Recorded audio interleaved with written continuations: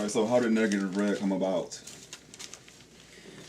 Um, Initially, Negative Red started from a couple different bands back in Lansing, Michigan.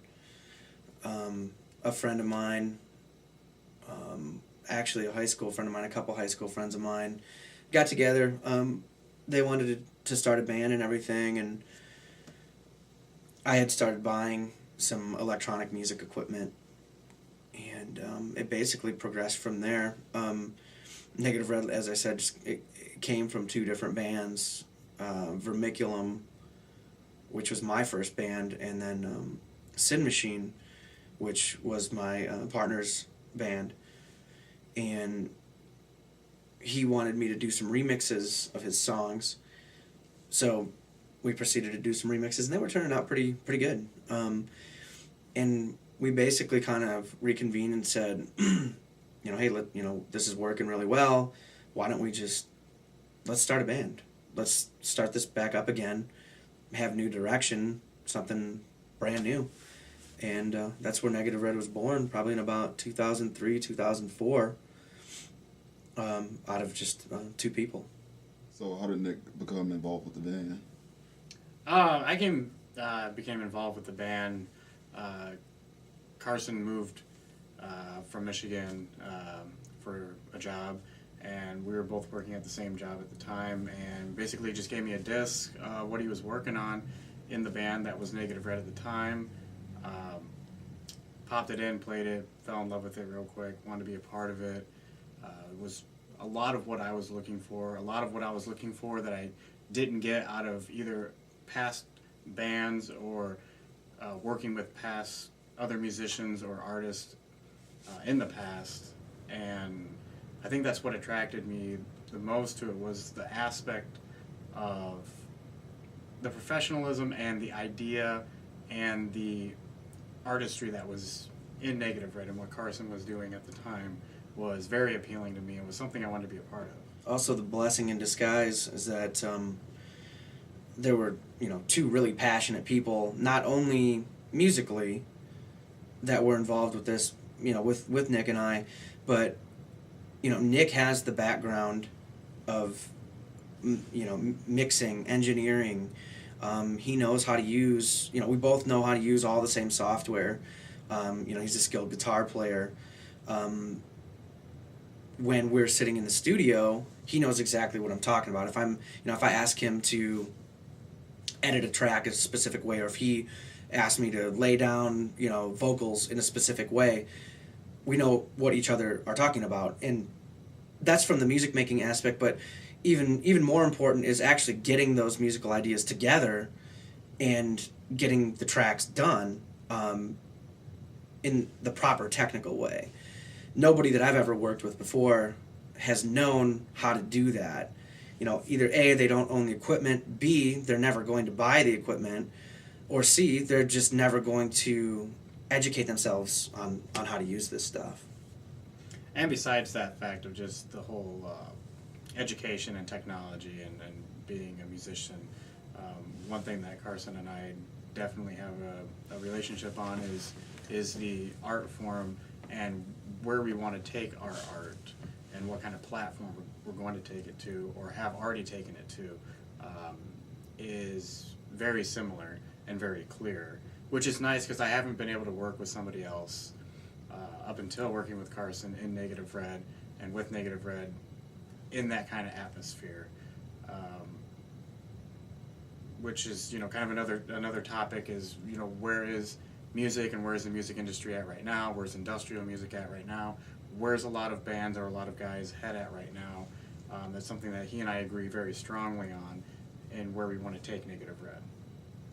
In your opinions, what sets Negative Red standard above, like, the normal industrial band?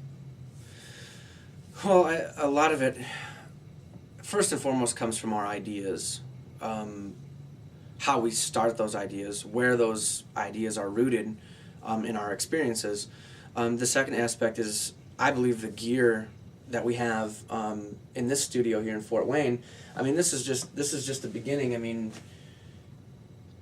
to what I think this is a beginning to an even more professional studio. Right now, you know, we're working in a project studio, but you know, we've got our entire live room where we can go in and jam on drum machines and guitars, or you know, jam out to the songs that we've written over here. But you know, it's coming down to the actual equipment, the quality of the equipment that we have invested in. You know, from speakers to the computers to the applications that we're using. Okay, so that said, so where do you see industrial in the next 5 to 10 years? Dead. If it keeps going the way it's going, dead. It's pretty much dead right now. I mean, Yeah. when I was just see the doing, music when I was just industry. researching on MySpace, you know, some of these bands, some of the top artists in, you know, New York, Pittsburgh. I mean, even the smaller markets. I mean, Missouri, Oklahoma. There's some bands in each one of these markets that, you know, I personally know and that we've played with, and I like them. But when I see some of these like top artists in there that, and I listen to their music, and it doesn't personally grab me as having like a message. It doesn't pull me in. There's the image of industrial, or the image of rock star, but there's no music to back it up. So essentially, industrial music and music in general is going to the lowest common denominator. Everybody has MySpace, so all it is how many hits do you have, how many people click on your song once or your page once. I mean, that doesn't... friend lists and plays and picture views and picture comments and wow, you know, you're a hot dude. It's like, I don't give a fuck about that. And I don't think really true fans really give a fuck about that either. The true fans are going to come through. The true fans are the ones that buy the CDs. The true fans are the ones that go out to the shows and put their time into supporting the artists. And that's just getting harder and harder. Bands now don't have the money to tour. They don't have the money to buy the van that they need to go on tour. They don't have the money to buy the software anymore because no one's buying their stuff. They're stealing it. You know, artists like Velvet Acid Christ, you know, are completely getting out of this music genre or music altogether because they can't make a living doing it.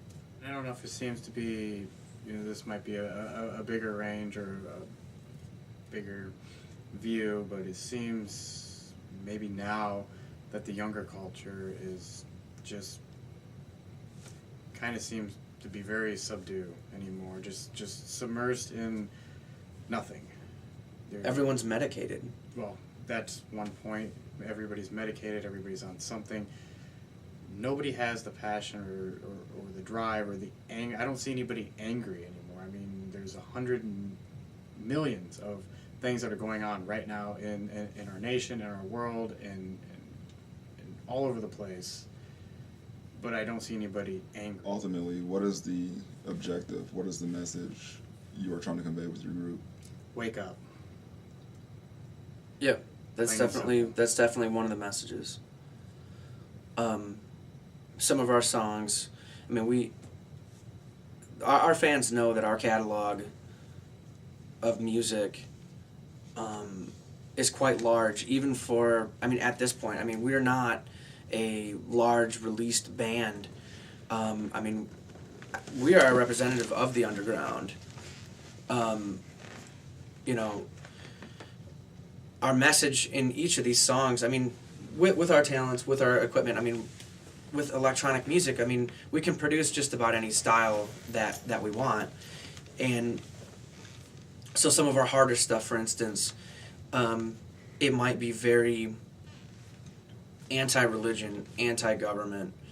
At the same time, in those songs, it's still asking you a question. It's still ultimately leaving the concepts and the ideas up to you to decide how to interpret them. You know, we have the other songs that might be a little bit more introspective, or you know, they ask you, the listener, to really think about what's going on in your own head, and that's ultimately the message, is think on your own. Listen to music, listen for quality, and actually we're hoping that our music can actually get people pumped up again over how they feel in life.